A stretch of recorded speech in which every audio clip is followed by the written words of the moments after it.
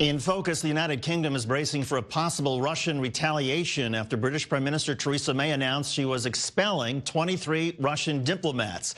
May took the action after Russia refused to explain how a former nerve agent came to be used in a poisoning attack against a former double agent on British soil. Russia's ambassador to the UK says that British diplomats will now be expelled from Moscow in response. Several members of the United Nations have now joined Great Britain in condemning Russia for all of this. Here's the U.S. ambassador to the UN, Nikki Haley. This is a defining moment. Time and time again, member states say they oppose the use of chemical weapons under any circumstance.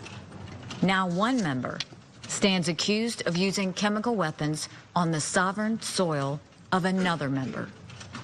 The credibility of this council will not survive if we fail to hold Russia accountable. Joining us now is Craig Snyder, President and CEO of the World Affairs Council of Philadelphia. And Craig, what's your take on both what Nikki Haley said at the United Nations, but also what Theresa May did in the British Parliament on this day? Well, I think it's very, very significant. This is the first use of chemical weapons on NATO soil in the 70 years that there's been a NATO. And all of the countries of NATO, including the United States, are bound by law and by morality to defend each other. So the United States and the other NATO countries are implicated in what has happened in Britain. I think the British response, the Prime Minister's response, is measured. There are other steps she could take and might take as this thing plays out.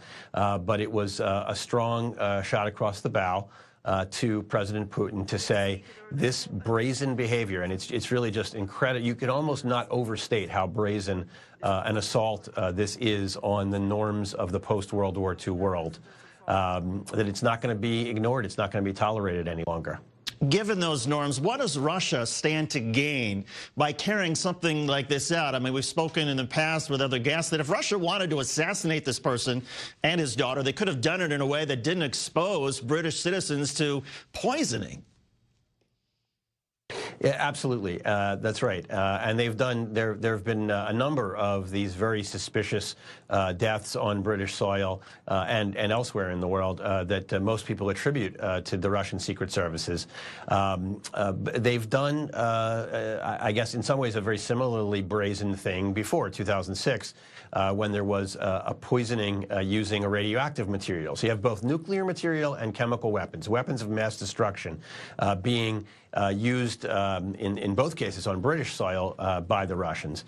Why would they do it? It seems to me simply to show that they can. I really believe that President Putin at this point is so contemptuous of the Western democratic nations and so intent on undermining Western democracy by everything short of full-scale war, everything short of conventional war, that he wants to show his reach and his power. As for President Trump, how much of a pickle does all of this put him in, and what do you think the United States should do if the United Kingdom goes even further and imposes some economic sanctions or freezes Russian assets, as Theresa May is threatening now to do? Well, so far, the statements from the White House itself and the statement from Ambassador Haley that you played earlier have been very strong in support of our oldest ally, our strongest ally, the British, and I suspect it will continue that way. Now, obviously, there's going to be a lot of discussion in American political circles about the Trump response to this being sort of uncharacteristic of Trump's overall very moderate tone towards Putin, and perhaps even friendly tone at times.